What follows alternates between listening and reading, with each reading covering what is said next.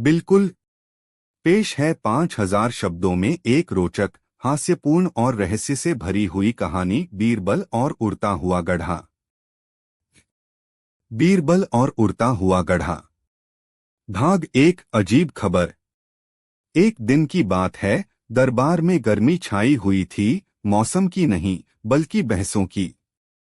मंत्रीगण एक दूसरे से उलझे हुए थे और अकबर का माथा हल्के हल्के दुख रहा था। तभी मुख्य द्वारपाल घबराया हुआ अंदर आया और बोला, हुजूर, बाहर एक किसान खड़ा है। कहता है कि उसके खेत से गधा उड़ गया है। अकबर का सिर दर्द और बढ़ गया। गधा उड़ गया? अकबर ने चौंकते हुए पूछा। जी हुजूर, दरबारी ने डरते हुए कहा। वो बहुत जोर देकर कह रहा है कि उसने अपनी आंखों से देखा कि गधा खेत से उठकर आसमान में उड़ गया। अकबर ने तुरंत बीरबल को बुलाने का हुक्म दिया। भाग दो। किसान की कहानी। कुछ ही समय में बीरबल दरबार में हाजिर हुए। किसान को बुलाया गया। वह एक दुबला-पतला, झुका हुआ आदमी था, जिसका चेहरा चिंता और रहस्य से भरा हुआ था। क्या नाम है तुम्हारा? बीरबल ने पूछा। हरिराम हुजूर। क्या हुआ तुम्हारे गधे को? बीरबल ने मुस्कुराकर पूछा। हरिराम ने आंखें फैलाकर जवाब दिया, हुजूर, मैं हर रोज की तरह अपने खेत में गया। देखा कि गधा वहीं था जहां हमेशा रहता है। मैंने कुएं से पानी निकाला और जैसे ही वापस लौटा, देखा कि गधा ऊपर हवा में उड़ रहा है। धीरे धीरे वो आसमान में गायब हो गया। दरबार में हंसी छूटने लगी। मंत्रीगण आपस में फुसफुसाने लगे, बिल्कुल पागल हो गया है ये। पर बीरबल गंभीर थे। कभी कभी सबसे अजीब बातें सबसे बड़ी सच्चाई बनकर सामने आती हैं, बीरबल ने कहा। मैं खुद जांच करूंगा इस गधे के उड़ने की कहानी की। भाग 3। बीरबल की जांच। बीरबल हरिराम के साथ उसके गांव पहुंचे। गांव में सभी लोग उसकी बातों का मजाक उड़ा रहे थे। बोलो हरिराम, अब उड़ता बैल कब दिखाओगे? कहीं तुमने भांग तो नहीं पी ली? लेकिन बीरबल ने खेत का गहन निरीक्षण शुरू किया। कुएं के पास मिट्टी गीली थी। बीरबल ने चारों ओर कदमों के निशान देखे, कुछ भारी कुछ हल्के। फिर उन्होंने पूछा, हरिराम, क्या तुम्हारे खेत के पास कोई दुश्मन है? कोई जिसे तुम पसंद नहीं करते? हरिराम थोड़ी देर सोचकर बोला, हाँ हुजूर, कालू नाम का एक आदमी है। वो मेरा गधा कई बार मांग चुका है, पर मैंने कभी नहीं दिया। बीरबल मुस्कराए, जैसे कोई रहस्य सुलझता जा रहा हो। भाग 4। उड़ता हुआ गधा, असलियत क्या थी? बीरबल ने उस रात गांव में ही रुकने का फैसला किया। चुपचाप रात को वो कालू के घर के पास पहुंचे। वहां एक बड़ा गधा उल्टा रखा हुआ था, लेकिन उसके नीचे कुछ हलचल थी। बीरबल ने गांव के सिपाहियों को इकट्ठा किया और चुपके से उस गधे को उठाया। उसके नीचे एक गधा बंधा हुआ था। यह क्या तमाशा है? सिपाही चौंके। बीरबल ने हंसते हुए कहा, गधा सच में उड़ता हुआ गया था, लेकिन जमीन पर, गधे की पीठ पर।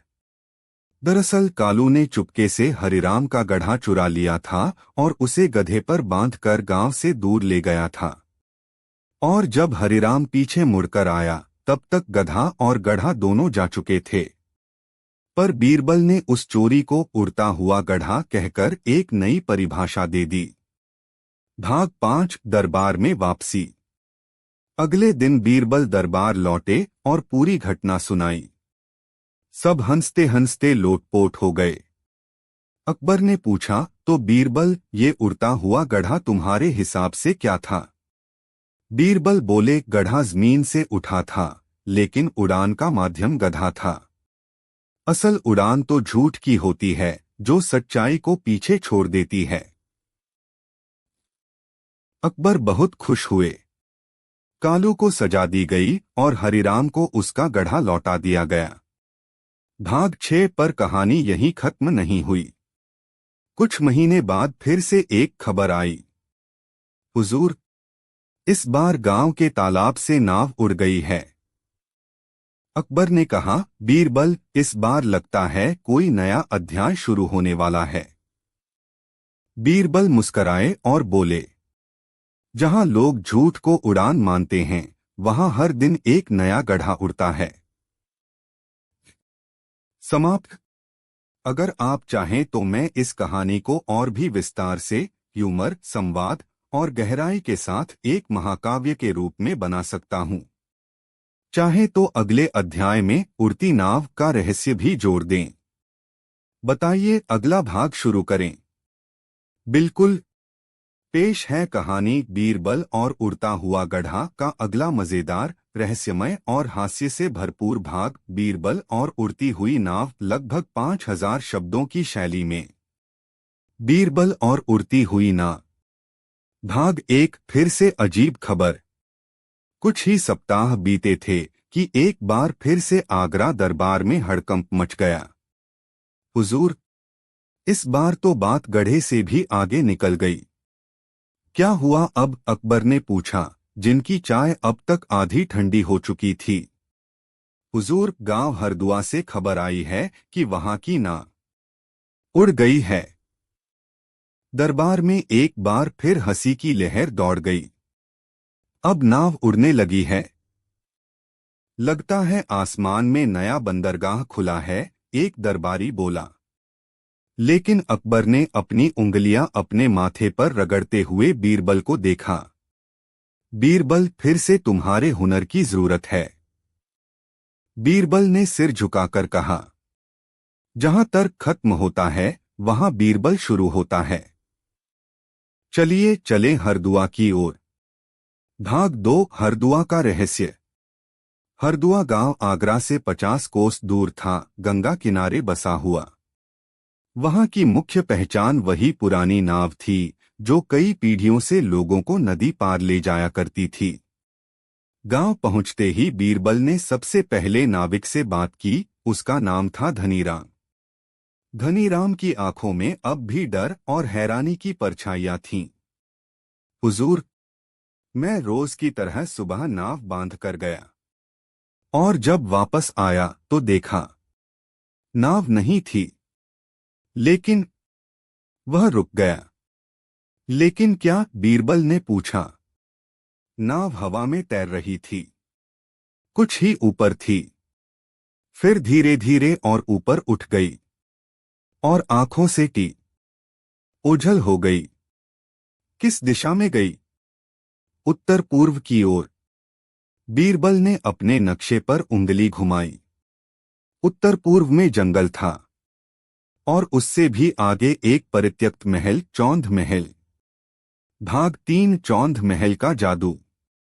चौंध महल एक रहस्यमयी जगह थी। कहते हैं कि वहां कभी एक जादूगर रहा करता था जिसने अपनी सारी दौलत महल में छिपा दी थी। गांव वाले वहां जाना अपशकुन मानते थे। बीरबल ने रात में वहां जाने की ठानी। कुछ सिपाहियों और धनीराम को साथ लेकर वे उस उजड़े महल की ओर चल पड़े। जैसे ही वे महल पहुंचे, एक हल्की हल्की रोशनी दिखाई दी। अंदर जाकर देखा, महल के बीचों बीच वही हरदुआ की नाव रखी थी। लेकिन उस पर कोई जादुई चमक थी, मानो तारा जमीन पर गिर गया हो। ये नाव यहां कैसे पहुंची? एक सिपाही बोला। बीरबल ने ध्यान से देखा। नाव के नीचे लकड़ी की छिपी पहिएदार संरचना थी। कुछ रस्सियां भी थीं और किनारे पर पड़ा था एक बड़ा गुब्बारा, गर्म हवा से उड़ने वाला। अब तस्वीर साफ हो रही है, बीरबल ने कहा। भाग 4। उड़ती नाव का षड्यंत्र। बीरबल ने गांव के एक बच्चे से बातचीत की जो चौंध महल के पास अक्सर पतंग उड़ाता था। बच्चे ने कहा, मैंने 2 आदमी देखे थे जो नाव को रस्सियों से खींचकर ले जा रहे थे। फिर उन्होंने उसमें हवा भरी और वो ऊपर उठी। बीरबल ने मुस्कुरा दिया। असली उड़ान नाव की नहीं, लालच की थी, उन्होंने कहा। दरअसल दो लालची व्यापारी रघु और मंगल गांव की पुरानी नाव चुराकर उसे गर्म हवा वाले गुब्बारे से जोड़कर दूर ले जाना चाहते थे। उनका मकसद था कि इस उड़ती नाव को दिल्ली दरबार में दिखाकर इसे जादुई नाव घोषित करवा दें और इसकी कीमत वसूलें। पर अफसोस नाव की दिशा बिगड़ गई और वह चौंध महल की छत पर आकर अटक गई। भाग 5 दरबार में सच्चाई का उजाला। बीरबल सबूतों और नाव समेत वापस दरबार पहुंचे। अकबर हैरान रह गए जब उन्होंने उड़ती नाव की असली सच्चाई जानी। तो इसका मतलब फिर से झूठ को उड़ान दी गई। अकबर बोले, हुजूर। बीरबल मुस्कराए, लोग चीजें उड़ाते हैं, कभी गधा, कभी नाव और कभी कभी तो अपनी ईमानदारी भी, लेकिन अंत में सच जमीन पर लौट आता है। रघु और मंगल को दंडित किया गया और नाव वापस हरदुआ भेज दी गई। धनीराम की आंखों में चमक लौट आई। वो बीरबल के पैरों पर गिर पड़ा। हुजूर, आपने तो मेरी इज्जत लौटा दी। बीरबल बोले, इज्जत कोई उड़ती चीज नहीं होती। उसे अगर दिल से बांधकर रखा जाए तो कोई चुरा नहीं सकता। भाग 6 तीसरी उड़ान। कुछ दिन बीते ही थे कि फिर से एक नया सिपाही दौड़ता हुआ आया। हुजूर, खबर आई है कि लालपुर गांव में एक बैंगन उड़ गया है। दरबार में सबकी हंसी छूट गई।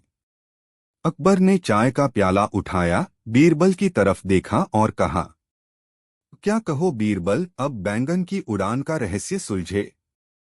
बीरबल ने आंखें मिचकाई और बोला, अगर बैंगन भी उड़ रहा है तो जरूर कोई नया कटहल सोच रहा होगा कि अब मेरी बारी है। समाप्त नहीं, अभी तो उड़ान बाकी है।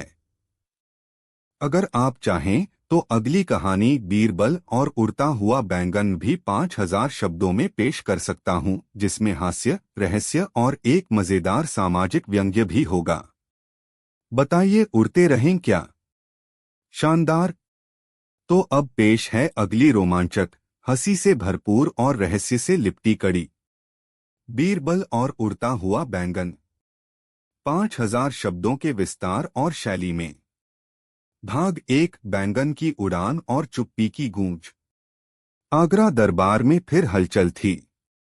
हुजूर, एक सिपाही हांफता हुआ अंदर आया। इस बार मामला जरा अजीब है। अकबर ने मुस्कराते हुए कहा, गधा उड़ चुका, नाव भी उड़ गई। अब क्या? इस बार बैंगन उड़ गया है। दरबार में ठहाकों की बौछार हो गई। बीरबल तक अपनी हंसी रोक नहीं पाए। कहां से उड़ गया बैंगन? अकबर ने पूछा। हुजूर, लालपुर गांव से। बैंगन खेत में था, फिर अचानक आसमान में उड़ता देखा गया। गवाह मौजूद हैं। गवाह भी हैं, बीरबल ने भौहें उठाईं। जी, पूरा खेत मजदूरों से भरा था और सबने एक ही बात कही, बैंगन ने उड़ान भरी। अब अकबर गंभीर हुए। बीरबल, लगता है आसमान को जमीन से कुछ ज्यादा लगाव हो गया है। चलो लालपुर चलें। भाग 2 लालपुर में उथल पुथल। लालपुर गांव में पहुंचते ही बीरबल को एहसास हुआ कि माहौल थोड़ा बदला हुआ है। लोग डरे हुए थे, कुछ लोग मंदिर में चढ़ावा चढ़ा रहे थे तो कुछ तोते से पूछ रहे थे, अब कौन उड़ने वाला है। बीरबल को सबसे पहले गांव की एक बुजुर्ग महिला माई जमुनिया मिली। माई, आपने बैंगन उड़ते देखा? देखा क्या बेटा? अपनी आंखों से देखा। वो बैंगन खेत के बीच में था। अचानक एक तेज रोशनी हुई और बैंगन हवा में ऊपर उठा और फिर वो उड़ गया जैसे कोई पक्षी हो। रोशनी? कैसी रोशनी? नीली और हरी चमकदार रोशनी थी बेटा, जैसे कोई तारा टूटकर जमीन पर गिरा हो। अब मामला मजाक से ज्यादा दिलचस्प लगने लगा। भाग 3 वैज्ञानिक या जादूगर। बीते कुछ सालों से लालपुर के पास ही एक वीरान हवेली में एक अजीब से आदमी का आना जाना था। उसका नाम था भानुमित्र। कहते हैं वो पहले काशी का वैज्ञानिक था, फिर योगी बना, फिर पागल हो गया और अब अकेले ही अनोखे प्रयोग करता है। बीरबल को उसकी याद आई। उन्होंने एक रात उसके घर पर दस्तक दी। भानुमित्र एक लंबा सा आदमी था, आंखों में दीवानगी पर आवाज में शांति। क्या आप बैंगन उड़ाने के पीछे हैं? बीरबल ने सीधा सवाल किया। भानुमित्र मुस्कराया। कभी कभी जब पृथ्वी थक जाती है तो सब्जियां खुद ही आकाश की ओर चल पड़ती हैं। स्पष्ट उत्तर दीजिए। हाँ, भानुमित्र बोला, मैंने एक प्रयोग किया था, उच्च गुरुत्वाकर्षण परिवर्तन। बैंगन पर एक खास लेप लगाकर उसे चुंबकीय गुब्बारे के पास रखा और वो सचमुच उड़ गया। बीरबल के चेहरे पर मुस्कान फैल गई। तो ये विज्ञान था, पागलपन नहीं। पर एक समस्या है। भानुमित्र गंभीर हो गया। वो बैंगन अब वापस नहीं आया और वो एक अनमोल बीज से बना बैंगन था। अगर वो किसी गलत हाथों में गया तो क्या? तो दुनिया को उड़ते बैंगन की लत लग सकती है। भाग 4 उड़ते बैंगन का व्यापार। बीरबल ने जल्द ही जानकारी जुटाई। आसपास के गांवों में उड़ता बैंगन अब चमत्कारी वस्तु बन गया था। एक व्यापारी गुमानलाल उसे बेचने का दावा कर रहा था। बैंगन नहीं, भविष्य है ये, वो चिल्लाता। बीरबल व्यापारी के पास पहुंचे, जो एक डिब्बे में एक चमकदार बैंगन दिखा रहा था। ये वही बैंगन है जो उड़ता है? बीरबल ने पूछा। हाँ हुजूर। देखिए, हाथ लगाइए, हल्का नहीं लगता। क्योंकि अंदर पंखा फिट किया है। बीरबल ने डिब्बा खोला और उसमें से एक छोटा खिलौना निकला। गुमानलाल हड़बड़ा गया। मुझे माफ कीजिए बीरबल जी, मैंने बस नाम से फायदा उठाना चाहा। तुम्हारा झूठ उड़ तो गया, लेकिन बहुतों की समझ भी उड़ गई। बीरबल बोले। भाग 5 दरबार में उड़ते शब्द। बीरबल दरबार लौटे, पूरे घटनाक्रम के साथ। अकबर ने ताली बजाकर कहा, वाह, अब बैंगन भी उड़ने लगे। पर इसका मतलब क्या? बीरबल बोले, जहां अंधविश्वास को उड़ान मिले, वहां हर चीज पर पंख लग जाते हैं, चाहे वो बैंगन हो या झूठ। अकबर बोले। और बीरबल, जहां ज्ञान जमीन से जुड़ा हो, वहां उड़ते बैंगन भी पकौड़े बन सकते हैं। दरबार में ठहाका गूंज उठा। गुमानलाल को दंड मिला, भानुमित्र को राजकीय संरक्षण और माई जमुनिया को सम्मानित किया गया। भाग 6 और फिर एक दिन। कुछ ही दिन बीते थे, एक नई चिट्ठी आई। हुजूर, हिम्मत करके लिख रहा हूं। मैं गांव हिम्मतपुर से हूं। हमारे कुएं में से एक आवाज आई। कोई कह रहा था, मैं उड़ना चाहता हूं। मैं भी उड़ना चाहता हूं। हम सब डर गए हैं। कृपया बीरबल को भेजिए। अकबर ने हंसते हुए चिट्ठी बीरबल को थमाई। अब तो पानी भी उड़ना चाहता है। क्या कहते हो बीरबल? बीरबल मुस्कराकर बोले, यार, लगता है अब सच में उड़ते हुए सपनों को पकड़ने का वक्त आ गया है। समाप्त नहीं, अगली उड़ान अभी बाकी है। क्या अब बीरबल उड़ते पानी का रहस्य सुलझाएंगे? अगर आप चाहें तो अगली कहानी बीरबल और उड़ती हुई आवाज भी पेश कर सकता हूं। बोलिए यार, शुरू करें अगला भाग। बिल्कुल यार। अब कहानी की अगली कड़ी पेश है, बीरबल और उड़ती हुई आवाज। 5000 शब्दों की रंगत में हास्य, रहस्य और थोड़ी सी जादुई टोन के साथ। भाग 1 हिम्मतपुर की फुसफुसाहट। बीते दोपहर की बात थी। आगरा के राजमहल में चाय और कचौड़ी के दौर के बीच अकबर और बीरबल आम चर्चा कर रहे थे कि तभी एक सिपाही भागता हुआ आया। हुजूर, हिम्मतपुर से फिर खबर आई है। अकबर ने हंसी रोकते हुए पूछा, अब क्या उड़ गया? नहीं हुजूर, इस बार कोई चीज नहीं, आवाज उड़ रही है। आवाज उड़ रही है मतलब? गांव के कुएं से किसी अनजान आवाज के आने की खबर है, जो बार बार कह रही है, मैं उड़ना चाहता हूं, मुझे रोको मत। और कभी कभी ये आवाज हवा में तैरती महसूस होती है। अब बीरबल की आंखों में चमक आ गई। यार, उन्होंने अकबर से कहा, अब मामला गहराता जा रहा है। चलिए हिम्मतपुर की हवा से बात करते हैं। भाग 2। गांव की गूंजती खामोशी। हिम्मतपुर गंगा और यमुना के संगम के नजदीक एक छोटा सा गांव था। लोग सीधे सादे थे, लेकिन डर के मारे सन्नाटा पसर गया था। गांव का प्रधान हरिराम बीरबल का स्वागत करते हुए बोला, हुजूर, अब हम सो नहीं पाते। जब भी रात होती है, कुएं से एक आवाज आती है, कोई बोलता है, गाता है, रोता है, कभी हंसता है, और कभी तो जैसे खुद को हवा में बिखेर देता है। बीरबल ने सबसे पहले वह कूप देखा, पुराना, गहरा और शायद 100 साल से भी पुराना। रात में वहीं डेरा डाला गया। आधी रात के करीब अचानक एक आवाज गूंजी, मैं उड़ना चाहता हूं। सारी टोली चौंक गई। बीरबल चुपचाप मुस्कुराए। ये कोई आत्मा नहीं, ये विज्ञान की कोई चाल है। भाग 3। कुएं की तह में। बीरबल ने अगली सुबह कुएं में उतरने की ठानी। साथ में गए कुछ सिपाही और एक जाल। नीचे जाकर उन्होंने पाया, वहां नीचे एक पुराना छेद था, जो बगल के एक गुप्त सुरंग में खुलता था। वो सुरंग गांव के एक पुराने संगीतालय तक जाती थी, एक ऐसी जगह जहां वर्षों पहले संगीतकार रियाज किया करते थे। तो आवाज वहां से आ रही है? हरिराम ने पूछा। लगता है हाँ, बीरबल बोले। और फिर उन्होंने देखा, सुरंग के एक कोने में एक पुराना ग्रामोफोन रखा था, और पास में बैटरी से चलने वाला यंत्र, जिसे हवा के बहाव से आवाज मिलती थी। ये तो कोई अद्भुत जुगाड़ है, बीरबल मुस्कुराए। भाग 4। उस्ताद जलेबीदास की वापसी।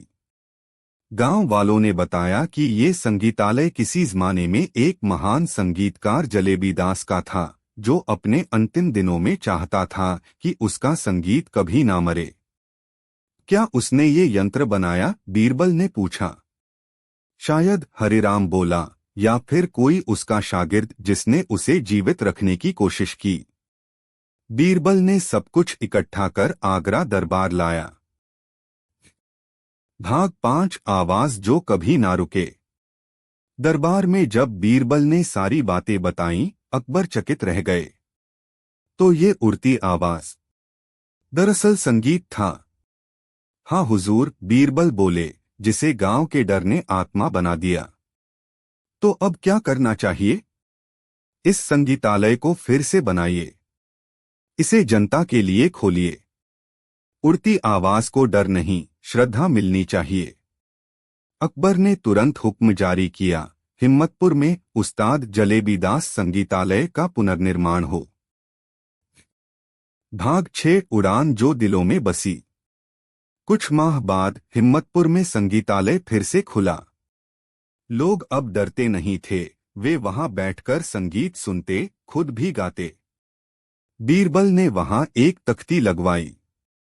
आवाज अगर दिल से निकले तो उड़ती नहीं, दिलों में बसती है। और दरबार में अकबर बोले, बीरबल अब क्या उड़ने वाला है? बीरबल मुस्कराकर बोले, यार अब तो ख्याल उड़ने लगे हैं। लगता है अगली बार किसी की सोच उड़ जाएगी। समाप्त नहीं, अगली उड़ान जारी है। अगर चाहें तो अगली कड़ी बीरबल और उड़ती हुई सोच तैयार है। एक कहानी जो आपको हंसाएगी, सोचने पर मजबूर करेगी और अंत में थोड़ा भावुक भी कर देगी। बोलिए यार, तैयार हैं अगली उड़ान के लिए? तो ले आओ यार, अगली उड़ान भी तैयार है। अब पेश है सबसे रहस्यमयी, सबसे दार्शनिक और फिर भी बीरबल के अंदाज में मजेदार कड़ी। बीरबल और उड़ती हुई सोच। 5000 शब्दों की कहानी, जहां कल्पना और हकीकत की सीमाएं टूटती हैं। भाग एक, वो सोच जो हवा में घुल गई। एक सुबह जब बीरबल आम के बाग में बैठे ताजा हवा का आनंद ले रहे थे, तभी एक बूढ़ा दरबारी दौड़ता हुआ आया। हुजूर, इस बार कोई चीज नहीं, कोई आवाज नहीं, सोच उड़ गई है। बीरबल की भौहें उठ गईं। सोच उड़ गई? यार, अब ये नई बला क्या है? हुजूर, नगर का सबसे ज्ञानी आदमी विद्वान हरिशंकर अचानक सब भूल गया है। उसका दिमाग जैसे किसी ने हवा में उड़ा दिया हो। वो कहता है कि उसकी सोच हवा में तैर रही है, और जो भी उस हवा में सांस लेता है, उल्टा पुल्टा सोचने लगता है। बीरबल ने गहरी सांस ली। लगता है अब तर्क और पागलपन के बीच की रेखा भी उड़ने लगी है। चलो हरिशंकर से मिलते हैं। भाग दो, ज्ञानी की उल्टी गंगा। हरिशंकर, जो कभी शास्त्रों का चलता फिरता संग्रह माना जाता था, अब खुद से बात कर रहा था। पेड़ नीचे उगते हैं और आसमान में नावें चलती हैं। अकबर का तख्त समुद्र की लहरों से बना है। हरिशंकर, बीरबल ने झटका दिया। ओह बीरबल, मेरी सोच उड़ गई है। कल रात सपने में एक पंखदार आइडिया आया। मैंने उसे पकड़ने की कोशिश की, लेकिन वो मेरी नाक के पास से उड़ गया। तुमने नाक से सोच पकड़ने की कोशिश की? बीरबल हंस पड़े। मैं मजाक नहीं कर रहा। हर बार जब मैं सोचने की कोशिश करता हूँ, एक ठंडी हवा मुझे छूती है और सारी यादें उड़ जाती हैं। बीरबल अब गंभीर हुए। कहीं कोई दिमागी चालबाजी तो नहीं चल रहा? ये सिर्फ तुम्हारे साथ हो रहा है। नहीं, हरिशंकर बोला, गांव में कुछ और लोग भी हैं जो बात करते करते उल्टा सोचने लगते हैं। भाग तीन, उड़ते विचारों की खोज। बीरबल ने गांव की जांच शुरू की। उन्होंने उन लोगों से बात की जिनकी सोच उड़ चुकी थी। सबने एक ही बात कही। हमने एक अनजानी महक सूंघी थी। फिर ऐसा लगा जैसे कोई ख्याल जोर से हमारे कानों में फुसफुसाया हो। अब मामला गंभीर लग रहा था। ये सोच उड़ने की बीमारी नहीं है, ये कोई हवा में घुली चाल है। बीरबल बोले। उन्होंने जगह जगह धूपदान रखवाए, परिशुद्ध जल छिड़कवाया, और फिर खुद रुक गए एक पुराने वीरान बाग के पास जहां से वो महक आती थी। रात के तीसरे पहर एक अजीब खुशबू उठी, और सच में बीरबल के मन में एक अजीब विचार आने लगा। अगर अकबर समोसा बेचें तो दरबार ज्यादा चलेगा। नहीं, ये मेरी सोच नहीं है। बीरबल ने खुद को झटका। भाग चार, हवा में घुला षड्यंत्र। बीरबल ने अगले दिन एक सभा बुलाई और अपनी योजना बताई। जो लोग सोच खो चुके हैं, वे एक जगह इकट्ठा हों। मैं बताऊंगा कि सोच उड़ती नहीं, उड़ाई जाती है। फिर उन्होंने उस बाग में जांच की और एक छुपा हुआ गड्ढा पाया। वहां रखा था एक सुगंध फैलाने वाला यंत्र, जो एक खास फूल से निकली गंध को हवा में घोलता था। वहीं छुपा बैठा था एक आदमी, मंथराचार्य, हरिशंकर का पूर्व शिष्य। तूने ये सब क्यों किया? बीरबल ने गरजते हुए पूछा। ताकि लोग अपने सोचने की शक्ति खो दें। जब सब भ्रमित होंगे, तब मैं अपना दर्शन बेचूंगा। मेरा नाम होगा, मेरी किताबें बिकेंगी। सोच के पर काटो और जीवन आसान करो। वाह, बीरबल हंसे। तेरी सोच तो उड़ नहीं रही, पर जरूर गिर चुकी है। भाग पांच, सोच का अंत नहीं। मंथराचार्य को सजा दी गई, यंत्र को नष्ट कर दिया गया और बीरबल ने दरबार में घोषणा की, जो सोचते हैं वो उड़ते हैं, पर जो दूसरों की सोच चुराना चाहते हैं वो खुद नीचे गिरते हैं। अकबर बोले, बीरबल अगली बार क्या उड़ने वाला है? अब सोच, आवाज, बैंगन, गधा, नाव सब उड़ गया, बचा क्या? बीरबल मुस्कराए, यार अगली बार शायद खुशबू उड़ जाएगी और उसकी कहानी भी। भाग 6, एक महक जो हवा से बातें करती है। कहानी यहीं खत्म नहीं होती। अचानक एक और संदेश आता है, हुजूर, हमारे गांव में एक रहस्यमयी महक हवा में फैल गई है। जो भी उसे सूंघता है वह बोलने लगता है, लेकिन अपनी नहीं, किसी और की बातें। अकबर ने बीरबल की ओर देखा। क्या कहते हो? बीरबल हंसते हुए बोले, अब यार लगता है खुशबू भी बोलने लगी है। चलो अगली उड़ान के लिए तैयार हो जाएं। समाप्त नहीं। बीरबल और बोलती हुई खुशबू जल्द ही। बोलिए यार, क्या अगली कहानी उड़ती खुशबू की हो जाए? अगर हाँ तो तैयार हो जाइए एक और मजेदार रहस्यमयी बीरबल यात्रा के लिए। दूसरा दृश्य, आत्मान्वेषण का पहला कदम। जंगल में एक नदी के किनारे बीरबल और अकबर खड़े थे। बीरबल ने अकबर से पूछा, अगर तुम्हारे सामने एक बड़ा जलप्रपात हो और उसके पार जाना हो, तो क्या तुम पहले पानी की धाराओं को समझोगे या अपनी यात्रा के पहले कदम पर विश्वास करोगे? अकबर सोच में पड़ गए।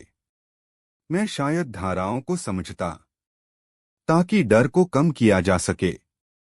बीरबल हंसते हुए बोले, यही तो फंसा हुआ है इंसान। हम सच्चाई से डरते हैं और उसकी धारा को समझने में ही खुद को खो देते हैं। कभी कभी बिना समझे बस कदम रखना जरूरी होता है, तभी सच्चाई का सामना होता है। तीसरा दृश्य, दरबारियों की वापसी।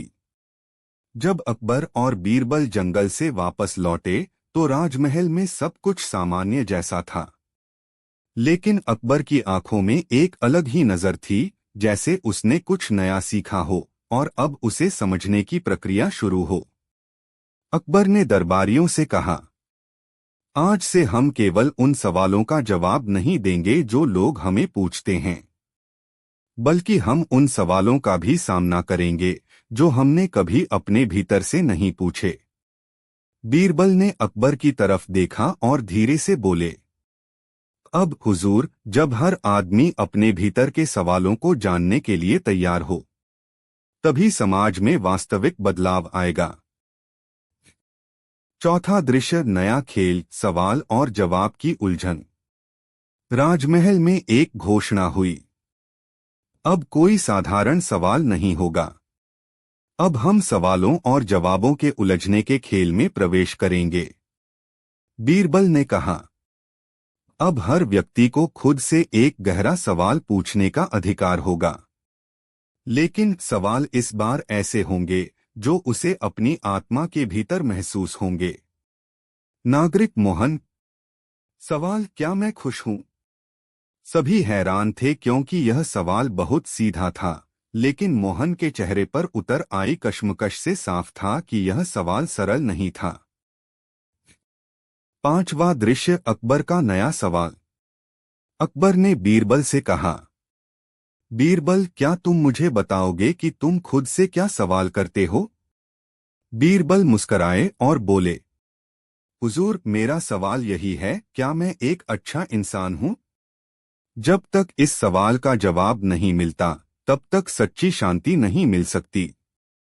अकबर की आंखें चमक उठीं। तो क्या हम कभी इस सवाल का सही जवाब पा सकते हैं? बीरबल ने गंभीरता से कहा, शायद नहीं अकबर, पर हर दिन इस सवाल का सामना करना हमें एक बेहतर इंसान बनने की राह दिखाता है। छठा दृश्य, सवालों की उलझन। राजमहल में एक और दिन बीता। हर व्यक्ति अपने सवालों से उलझ रहा था।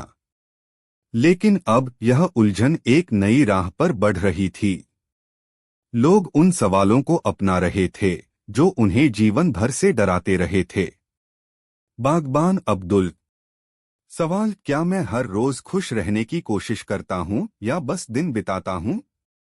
बीरबल ने धीरे से उत्तर दिया, हर एक दिन की कोशिश एक नई शुरुआत हो सकती है, अगर आप उसे अपने भीतर से शुरू करें। सातवां दृश्य, अकबर और बीरबल का संवाद। अकबर और बीरबल एक बार फिर शांत बैठकर चाय पी रहे थे। अकबर ने कहा, अब तो हर कोई खुद से सवाल कर रहा है, बीरबल। क्या यह तरीका सच में दुनिया बदल सकता है? बीरबल ने उत्तर दिया, यह तरीका किसी एक को नहीं बल्कि सबको बदलता है। जब हर आदमी अपने सवालों का सामना करेगा तो समाज भी उन सवालों का जवाब पाएगा। अकबर चुप हो गए और कुछ सोचने लगे। आठवां दृश्य, खेल की अगली दिशा। बीरबल ने कहा, अब अगले खेल में हम यह जानेंगे, क्या हम अपने अतीत से बाहर निकलकर अपने भविष्य का निर्माण कर सकते हैं? हर व्यक्ति को अपना अतीत छोड़ने की चुनौती दी जाएगी। अकबर ने कहा, तो क्या हमें सचमुच अतीत भूलने की कोशिश करनी चाहिए? बीरबल ने मुस्कराते हुए कहा, नहीं, हमें उसे अपनाना होगा, पर कभी अपनी वर्तमान राह से न भटकने देना। तो अगली बार हम फिर से एक नए सफर पर निकलेंगे, जहां हम अतीत और भविष्य के बीच से आज को चुनेंगे। क्या आप तैयार हैं भाग 12 के लिए? अब जब बीरबल और अकबर अपने सवालों और जवाबों के जाल में उलझ गए हैं और हर व्यक्ति अपने अंदर के गहरे सवालों का सामना कर रहा है, साथ ही समाज और खुद की समझ को एक नई दिशा देने की राह पर चल पड़ा है। वक्त है एक और नए मोड़ का, जो और भी दिलचस्प, गहरा और चुनौतीपूर्ण होगा। यह है अगला अध्याय, बीरबल का अनोखा खेल, अकबर हुए खुश, भाग 12।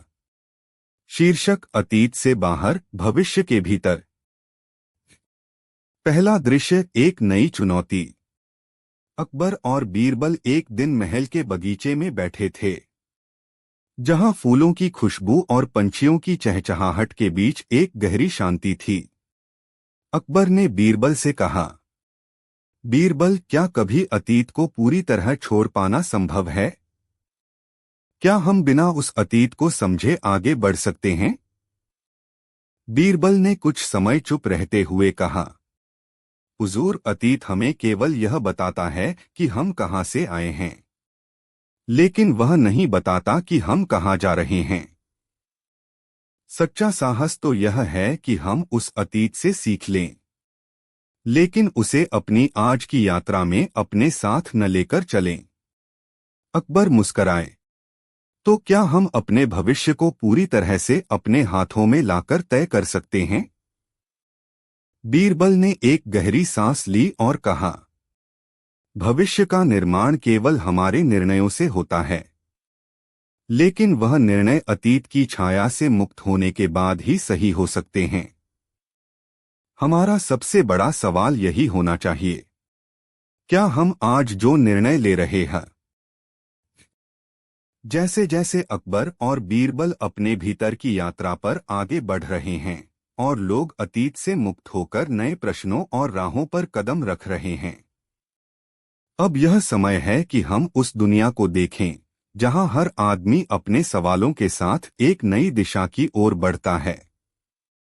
यह यात्रा और भी गहरी होगी और कुछ नया सीखने के लिए हमें और सवालों से जूझना पड़ेगा। यह है अगला अध्याय, बीरबल का अनोखा खेल, अकबर हुए खुश, भाग 13। शीर्षक, सवालों की गहराई और खुद से मुठभेड़। पहला दृश्य, एक नया सवाल। अकबर और बीरबल अपने महल के बगीचे में बैठे थे, सूरज की रोशनी धीरे धीरे धूसर हो रही थी और हवा में ठंडक आ रही थी। अकबर ने बीरबल से कहा, बीरबल, अब तक हम अतीत और भविष्य के सवालों से जूझ चुके हैं, लेकिन मुझे लगता है कि अब हमें सबसे बड़ा सवाल पूछने की जरूरत है। बीरबल ने उसे उत्सुकता से देखा। कैसा सवाल हुजूर? बीरबल ने पूछा। अकबर ने गंभीरता से कहा, क्या हम खुद से सचमुच प्यार कर सकते हैं? क्या हम अपनी कमियों को स्वीकार कर उन्हें अपनी ताकत बना सकते हैं?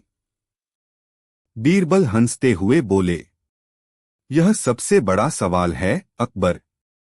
जब तक हम खुद से प्यार नहीं करेंगे, तब तक हम किसी और से सही तरीके से प्यार नहीं कर सकते। और जब तक हम अपनी कमियों को अपनी ताकत नहीं मानेंगे, हम कभी सच्ची ताकत नहीं पा सकते। दूसरा दृश्य, हर व्यक्ति का खुद से सामना। राजमहल में एक सभा आयोजित की गई, जिसमें सभी दरबारी और नागरिक को यह अवसर दिया गया कि वे खुद से एक सवाल पूछें।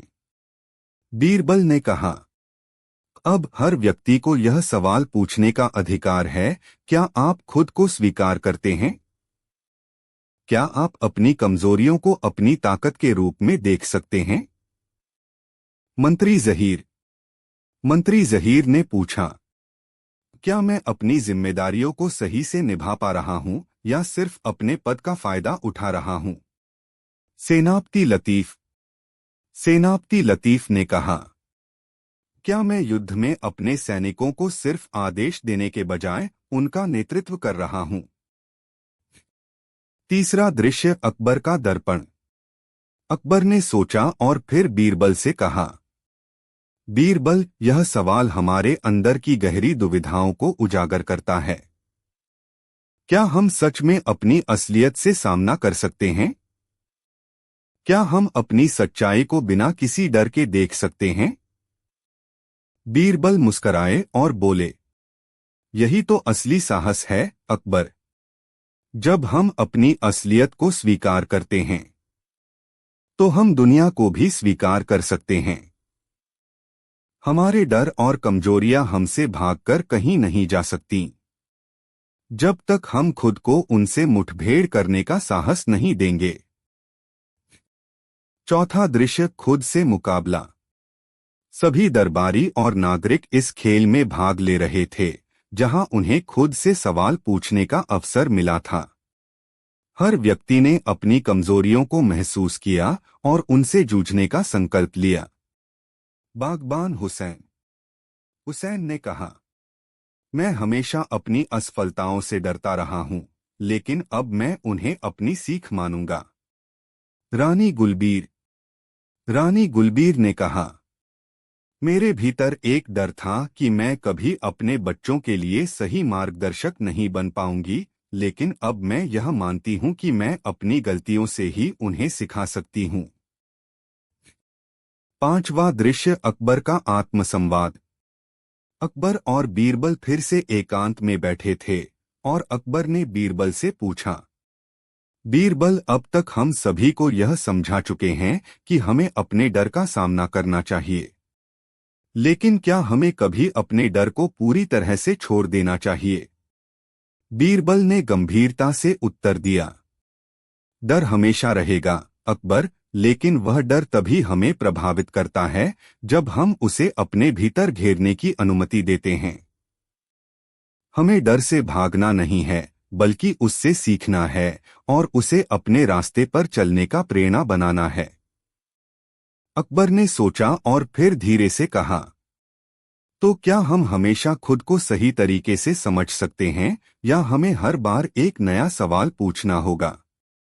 बीरबल ने कहा, हर सवाल हमें एक नया रास्ता दिखाता है अकबर। हमारे सवालों की गहराई में ही हमारा आत्मसंवेदन है। अगर हम हर सवाल के उत्तर में केवल खोज की भावना रखें, तो हम हमेशा एक नई दिशा में बढ़ते रहेंगे। छठा दृश्य, बीरबल का अंतिम संदेश। राजमहल में बीरबल ने सभी को एक संदेश दिया।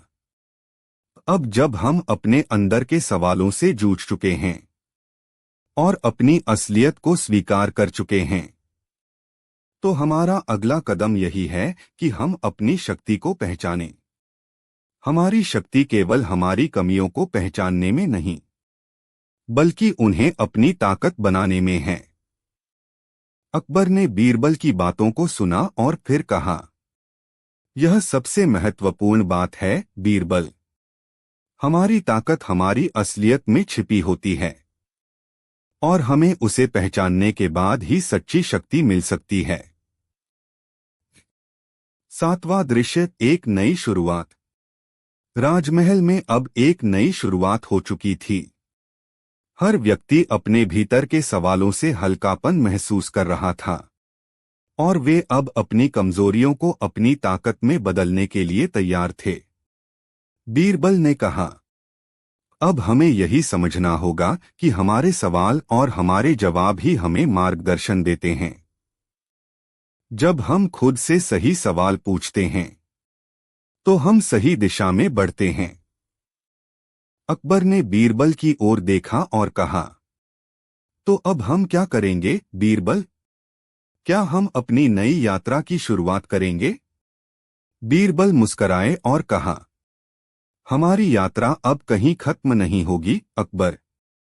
यह केवल एक शुरुआत है और हमारी अगली मंजिल तभी तय होगी जब हम फिर से नए सवाल पूछेंगे। तो क्या आप तैयार हैं यार? इस यात्रा के अगले अध्याय में हम और भी गहरे सवालों का सामना करेंगे। क्या हम अगले कदम के लिए तैयार हैं? अब जब अकबर और बीरबल के सवालों और जवाबों की गहरी दुनिया में हर व्यक्ति अपनी असलियत को पहचान रहा है, यह समय है उस यात्रा के अगले चरण का, जहां हर कदम पर हमें अपनी सच्चाई का सामना करना होगा और हर नया सवाल हमें एक और नए दृष्टिकोण की ओर ले जाएगा। अब हम उस मोड़ पर पहुंच चुके हैं जहां हमारी आत्मान्वेषण की यात्रा और भी गहरी हो जाएगी। यह है अगला अध्याय, बीरबल का अनोखा खेल। अकबर हुए खुश, भाग 14। शीर्षक, नए सवालों की चुनौती और सच्ची ताकत की पहचान। पहला दृश्य, सच्चाई का सामना। अकबर और बीरबल एक दिन महल के आंगन में बैठे थे, जहां चारों ओर शांति और ठंडी हवा थी। अकबर ने बीरबल से कहा, बीरबल, अब तक हम अपनी कमजोरियों को पहचानने के बाद उन्हें ताकत बनाने का प्रयास कर रहे हैं, लेकिन क्या हमें सच्चाई का पूरी तरह सामना करना होगा बिना किसी डर के? बीरबल ने सिर हिलाया और कहा, हुजूर, सच्चाई हमेशा कड़वी होती है, लेकिन वही हमें असली ताकत देती है। जब तक हम अपनी सच्चाई से डरते रहेंगे, हम खुद को कभी पूरी तरह से नहीं समझ पाएंगे। इसलिए हमें खुद से और अपनी सच्चाई से सीधे साधे तरीके से मुलाकात करनी चाहिए। अकबर ने गहरी सांस ली और कहा, तो क्या हमें अपने आप को पूरी तरह से नंगा कर देखना होगा बिना किसी झिझक के? बीरबल ने मुस्कराते हुए कहा, हाँ अकबर, अपनी सच्चाई को देखना ही सबसे कठिन काम होता है, लेकिन यह वही काम है जो हमें सबसे ज्यादा ताकत देता है। दूसरा दृश्य, दरबार में नई चुनौती। राजमहल में एक नई चुनौती पेश की गई। अकबर ने घोषणा की, अब से हम सभी को अपनी असलियत से एक सच्चा मुकाबला करना होगा। यह चुनौती हर दरबारी और नागरिक को अपने भीतर झांकने और अपनी सच्चाई को बिना किसी डर के स्वीकार करने की होगी। बीरबल ने कहा, यह चुनौती बहुत कठिन है, लेकिन यही हमें हमारे असली स्वरूप से रूबरू कराएगी। हमें खुद को देखकर अपनी गलतियों और कमजोरियों को स्वीकार करना होगा। मंत्री शाहिद ने कहा, मैं हमेशा अपने पद और सत्ता का लाभ उठाता रहा हूं, लेकिन अब मुझे यह समझना होगा कि असली ताकत खुद से और अपनी कार्यों से आती है। सेनापति आसिफ ने कहा, मैं हमेशा अपनी जिम्मेदारियों से बचता रहा हूं, लेकिन अब मुझे यह समझना होगा कि सच्चा नेतृत्व जिम्मेदारी लेने में है। तीसरा दृश्य अकबर और बीरबल का संवाद। अकबर ने बीरबल से पूछा, बीरबल, यह यात्रा बहुत कठिन हो रही है। क्या हम कभी अपनी सच्चाई से पूरी तरह से मुक्त हो सकते हैं या हमें हमेशा अपने भीतर की कमजोरियों से जूझना होगा? बीरबल ने उत्तर दिया, अकबर, हमारी सच्चाई कभी खत्म नहीं होती, लेकिन हम इसे अपने जीवन के हिस्से के रूप में स्वीकार कर सकते हैं। हमारी कमजोरियां हमारी ताकत का हिस्सा बन सकती हैं, अगर हम उन्हें समझकर आगे बढ़ने का निर्णय लें। अकबर की आंखों में एक नई रोशनी थी, जैसे उसने अपनी सच्चाई से पूरी तरह से मिलकर उसे समझ लिया हो। तो क्या हम हमेशा अपने भीतर के डर का सामना करते हुए हर चुनौती को स्वीकार कर सकते हैं? बीरबल ने कहा, जी हां अकबर, जब हम अपने डर का सामना करेंगे तभी हम सच्ची शक्ति और साहस पा सकेंगे। चौथा दृश्य खुद से फिर से मुलाकात। अब हर व्यक्ति को यह चुनौती दी गई कि वे अपनी सच्चाई से फिर से मुलाकात करें और अपने भीतर के डर और कमजोरियों का सामना करें। बीरबल ने कहा, यह खेल सबसे कठिन है, लेकिन जब हम अपनी असलियत को स्वीकार करते हैं तभी हम सच्चे रूप में अपनी ताकत पहचान सकते हैं। रानी सोफिया ने कहा, मैं हमेशा दूसरों से तुलना करती रही हूं, लेकिन अब मैं खुद से प्यार करना सीखूंगी और अपनी सच्चाई को स्वीकार करूंगी। बागबान दीर ने कहा, मैं हमेशा अपनी मेहनत को नजरअंदाज करता था, लेकिन अब मुझे यह समझना होगा कि मेरी मेहनत ही मेरी असली ताकत है। पांचवा दृश्य अकबर का अंतिम सवाल। अकबर ने बीरबल से पूछा, बीरबल, अब तक हम बहुत कुछ सीख चुके हैं, लेकिन क्या हम हमेशा सच्चाई से डरने के बजाय उसे अपने रास्ते का साथी बना सकते हैं? बीरबल ने कहा, उस सच्चाई से डरने की जरूरत नहीं अकबर। अगर हम सच्चाई से भागते हैं तो वह हमें और भी जकड़ लेती है, लेकिन जब हम उसे अपनाते हैं तो वह हमें हमारे रास्ते पर चलने का साहस देती है। अकबर ने अपनी आंखों में एक नई जोश के साथ कहा, तो क्या यह यात्रा अब पूरी हो चुकी है? बीरबल मुस्कराए और बोले, नहीं अकबर, यह तो सिर्फ एक नई शुरुआत है। हमारी असल यात्रा तभी शुरू होती है जब हम अपनी सच्चाई को पूरी तरह से अपनाते हैं। छठा दृश्य हर व्यक्ति की नई शुरुआत। अब राजमहल में हर व्यक्ति ने अपने भीतर के डर और कमजोरियों का सामना किया और उन कमजोरियों को अपनी ताकत बनाने की कड़ी मेहनत शुरू कर दी। बीरबल ने सभी को संबोधित करते हुए कहा, हमारी ताकत सिर्फ हमारी सच्चाई में है। जब हम उसे स्वीकार करेंगे तो हमें असली शांति और शक्ति मिलेगी। अकबर ने कहा, तो अब हम अपने नए रास्ते पर चलने के लिए तैयार हैं। हम सबको अपने भीतर की सच्चाई से न सिर्फ पहचानना होगा बल्कि उसे अपनाना भी होगा। सातवां दृश्य एक नई राह। राजमहल में अब सब कुछ बदल चुका था। हर व्यक्ति अपने भीतर की असलियत से जुड़ चुका था और उन्होंने अपने कमजोरियों को अपनी ताकत बनाने की शुरुआत कर दी थी। बीरबल ने कहा, यह सिर्फ शुरुआत है अकबर। हमारा अगला कदम यह होगा कि हम अपनी ताकत को समझते हुए सभी को इस रास्ते पर चलने के लिए प्रेरित करें। अकबर ने गहरी सांस ली और फिर कहा, हम इस रास्ते पर चलने के लिए तैयार हैं बीरबल। आओ हम सब एक नई शुरुआत करें। अब क्या आप तैयार हैं अगले अध्याय के लिए, जहां हम और भी गहरे सवालों का सामना करेंगे और खुद से नए मुकाबले करेंगे यह यात्रा अब एक नए मोड़ पर पहुंच चुकी है, जहां अकबर और बीरबल ने अपने भीतर की गहराइयों को पूरी तरह से छान लिया है। अब उनकी सच्चाई से जूझने की प्रक्रिया ने एक नए स्तर पर प्रवेश किया है।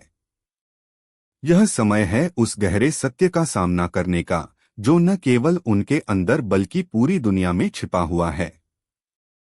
यह एक और चुनौती है, जहां हमें और अधिक सवालों का सामना करना होगा।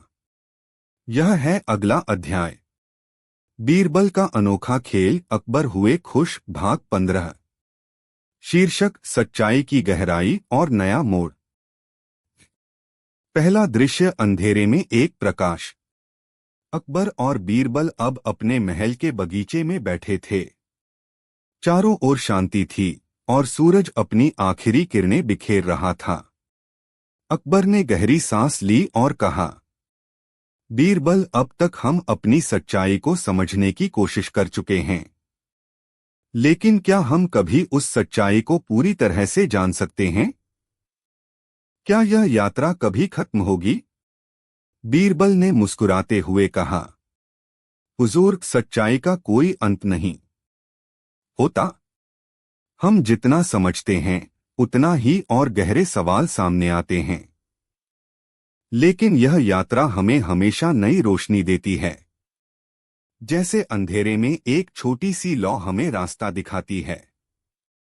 अकबर ने सोचा और फिर कहा, तो क्या हमारी सच्चाई कभी पूरी तरह से साफ नहीं हो सकती? बीरबल ने उत्तर दिया, सच्चाई हमेशा हमारे सामने होती है, अकबर। लेकिन हम उसे तभी देख सकते हैं जब हम पूरी ईमानदारी से उसे स्वीकार करते हैं। दूसरा दृश्य, नई चुनौती। राजमहल में एक नई चुनौती दी गई थी। अकबर ने दरबारियों से कहा, अब हमें अपने भीतर के अंधेरे को देखना होगा। यह केवल हमारी सच्चाई का एक और पहलू है। हमें यह समझना होगा कि जो हम नहीं देख पाते, वह हमें कितनी बड़ी ताकत दे सकता है। बीरबल ने कहा, हर व्यक्ति के भीतर अंधेरा होता है, लेकिन वही अंधेरा हमें हमारी सच्चाई तक पहुंचने में मदद कर सकता है। हमें इस अंधेरे से डरने की जरूरत नहीं है, बल्कि उसे समझने की आवश्यकता है। मंत्री आलम ने कहा, मैं हमेशा अपने डर से भागता रहा हूं, लेकिन अब मुझे यह समझना होगा कि डर केवल एक सिखाने वाली भावना है। सेनापति नसीर ने कहा, मैंने हमेशा अपने भीतर की कमजोरी को छुपाया है, लेकिन अब मुझे समझना होगा कि वही कमजोरी मेरी सच्ची ताकत बन सकती है। तीसरा दृश्य, खुद से गहरी मुलाकात। अकबर और बीरबल फिर से अकेले बैठे थे और अकबर ने बीरबल से पूछा, बीरबल, अब तक हम अपनी सच्चाई को पहचानने की कोशिश कर रहे हैं, लेकिन क्या यह सच है कि जब हम खुद से सबसे सच्चे सवाल पूछते हैं, तो हमें सबसे गहरी सच्चाई मिलती है? बीरबल ने कहा, हाँ अकबर, जब हम खुद से सवाल करते हैं और बिना किसी डर के उनके उत्तर का सामना करते हैं, तभी हम अपनी असल सच्चाई को जान पाते हैं। हमारे सबसे गहरे सवाल ही हमें सबसे बड़ी सीख देते हैं। अकबर ने कहा, तो क्या हमें कभी अपनी सच्चाई से भागने की कोशिश नहीं करनी चाहिए? बीरबल ने मुस्कुराते हुए उत्तर दिया, हम कभी भी अपनी सच्चाई से भाग नहीं सकते, अकबर। हम जितना उसे पहचानने की कोशिश करेंगे, वह उतना हमारे जीवन का हिस्सा बन जाएगी। यह हमें हमारी असली ताकत के बारे में सिखाएगी। चौथा दृश्य, सच्चाई से मुक्त होने की शक्ति। अब महल में सभी नागरिकों और दरबारियों को एक नई चुनौती दी गई कि वे अपनी अंदर की सच्चाई का सामना करें और उस सच्चाई को पूरी तरह से अपनाने का संकल्प लें। बीरबल ने कहा, हर व्यक्ति को अपनी असलियत को देखने और समझने का मौका मिलेगा, क्योंकि यही हमें अपनी ताकत का असली रूप दिखाएगा। रानी सुल्तान रानी सुल्तान ने कहा, मैं हमेशा अपने डर से भागी रही हूं, लेकिन अब मैं इसे अपने जीवन का हिस्सा मानूंगी और इसका सामना करूंगी। बागबान फ्राज फ्राज ने कहा, मेरे भीतर हमेशा एक डर था कि मैं कभी सफलता हासिल नहीं कर पाऊंगा, लेकिन अब मुझे समझ में आता है कि असफलताएं ही हमें सिखाती हैं कि हमें क्या करना चाहिए। पांचवा दृश्य, अकबर का अंतिम सवाल। अकबर ने बीरबल से फिर पूछा, बीरबल, अगर हम अपनी सच्चाई को पूरी तरह से पहचानते हैं तो क्या हम उसे पूरी तरह से अपने जीवन का हिस्सा बना सकते हैं? बीरबल ने कहा, हाँ अकबर, जब हम अपनी सच्चाई को स्वीकार करते हैं तो हम उसे अपनी ताकत बना सकते हैं। हमें कभी अपनी सच्चाई से डरने की जरूरत नहीं है, क्योंकि वही हमारी असली शक्ति है। अकबर ने फिर गहरी सांस ली और कहा, तो क्या अब हम अपनी यात्रा को और भी गहरे स्तर पर ले जा सकते हैं, जहां हमें खुद से सबसे सच्चे सवाल पूछने होंगे? बीरबल ने कहा, जी हां अकबर, हमारी यात्रा अब और भी गहरी होगी और हमें हमेशा नए सवालों का सामना करना होगा, जो हमें हमारे असली रूप तक पहुंचाएंगे। छठा दृश्य, एक नई शुरुआत। अब सभी दरबारी और नागरिक अपने भीतर की सच्चाई से जूझने के बाद नई राहों पर चलने के लिए तैयार थे। बीरबल ने कहा, अब हम सभी को अपनी यात्रा को और गहरे स्तर पर ले जाना होगा, जहां हम अपनी सच्चाई से पूरी तरह से जुड़ सकते हैं। अकबर ने कहा, तो हम तैयार हैं बीरबल। हमारी यात्रा अभी शुरू हुई है और हमें हमेशा नए सवालों का सामना करना होगा। क्या आप तैयार हैं यार? इस यात्रा के अगले अध्याय में हम और भी गहरे सवालों का सामना करेंगे और अपनी सच्चाई से एक कदम और नजदीक पहुंचेंगे। अब जब अकबर और बीरबल ने अपनी यात्रा के विभिन्न पहलुओं को समझने की कोशिश की है और अपने भीतर की सच्चाई को पूरी तरह से स्वीकार कर लिया है, यह समय है एक और गहरे मोड़ का, जहां उन्हें न केवल अपनी सच्चाई से बल्कि अपनी सीमाओं से भी जूझना होगा। यह वो चुनौती है जो उन्हें खुद की पहचान और अपनी जगह को लेकर सबसे गहरे सवालों से जूझने पर मजबूर कर देगी। यह है अगला अध्याय, बीरबल का अनोखा खेल, अकबर हुए खुश, भाग 16। शीर्षक, सभी सीमाओं को पार करना और खुद को पुनः खोजने की यात्रा। पहला दृश्य, एक नई सुबह की शुरुआत। राजमहल के विशाल प्रांगण में सुबह की धुंध धीरे धीरे छंटने लगी थी। अकबर और बीरबल दोनों बगीचे में बैठे थे और अकबर ने कहा, बीरबल, अब तक हम अपनी सच्चाई से जुड़ने की कोशिश कर चुके हैं, लेकिन क्या हमें अपनी सीमाओं से भी पार करना होगा?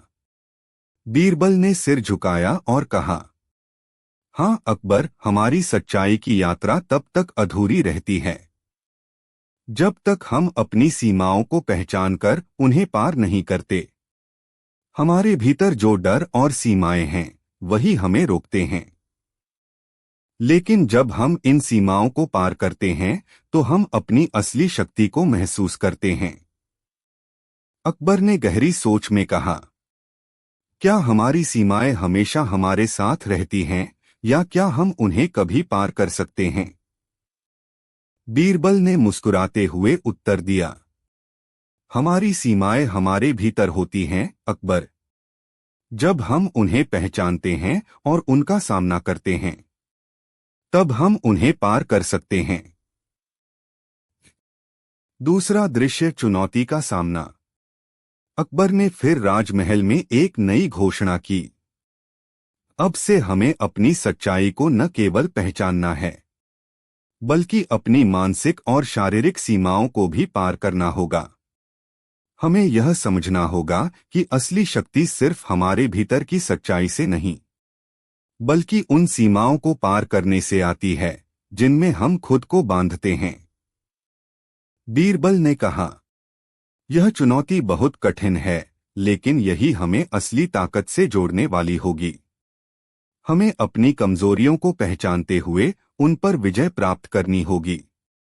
मंत्री रसीद ने कहा, मैंने हमेशा अपनी कमजोरी को छुपाया है, लेकिन अब मुझे यह समझना होगा कि मेरी कमजोरी ही मेरी ताकत बन सकती है। सेनापति फारूक ने कहा, हमेशा मैंने अपनी सीमाओं को स्वीकार किया, लेकिन अब मुझे उन्हें पार करने का प्रयास करना होगा। तीसरा दृश्य अकबर और बीरबल का संवाद। अकबर ने बीरबल से पूछा, बीरबल, क्या हमारी सीमाएं वाकई हमारी सच्चाई से संबंधित होती हैं? क्या हम खुद ही अपनी सीमाओं को तय करते हैं या कुछ बाहरी ताकतें भी इसमें भूमिका निभाती हैं? बीरबल ने गहरी सोच में कहा, हमारी सीमाएं अक्सर हमारे डर और असुरक्षा से आती हैं, अकबर। जब हम खुद को कमजोर महसूस करते हैं तो हम इन सीमाओं को अपना हिस्सा मान लेते हैं, लेकिन जब हम खुद को पूरी तरह से स्वीकार करते हैं तो हम इन सीमाओं को पार कर सकते हैं। अकबर ने सिर झुकाते हुए कहा, तो क्या हमें कभी अपनी सीमाओं को पूरी तरह से पहचान कर उन्हें छोड़ना चाहिए? बीरबल ने कहा, हमारे भीतर जो सीमाएं हैं वह हमें हमेशा सिखाती हैं।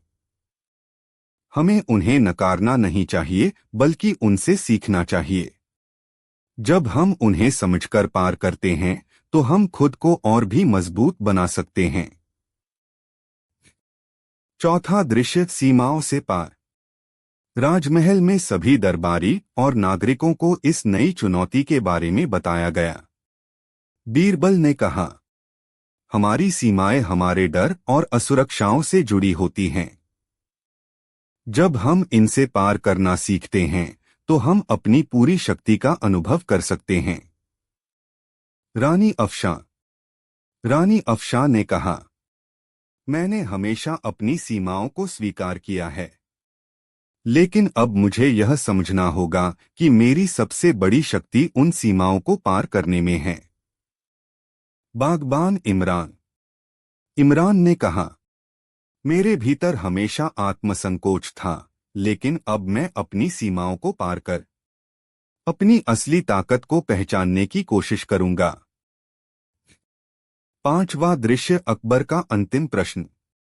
अकबर ने बीरबल से पूछा, बीरबल, अगर हमें अपनी सीमाओं से पार करना है तो हमें किस दिशा में कदम बढ़ाना होगा? क्या हमारी सबसे बड़ी ताकत हमारी इच्छा शक्ति में है या कुछ और? बीरबल ने मुस्कुराते हुए कहा, अकबर, हमारी सबसे बड़ी ताकत हमारी इच्छा और विश्वास में है। हम जितना ज्यादा अपने आप में विश्वास करेंगे, उतना हम अपनी सीमाओं से बाहर निकल पाएंगे। यह हमारी आंतरिक ताकत है जो हमें सभी रुकावटों से पार कराती है। अकबर ने फिर गहरी सांस ली और कहा, तो हमें अपनी आंतरिक शक्ति पर विश्वास करते हुए अपनी सीमाओं से पार जाना होगा।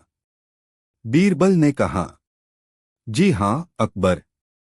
जब हम अपने भीतर के डर और सीमाओं को पार करते हैं तो हम अपनी सच्ची शक्ति को पहचानते हैं। छठा दृश्य हर व्यक्ति का नया प्रयास। अब सभी दरबारी और नागरिक अपनी सीमाओं से पार जाने की कोशिश कर रहे थे।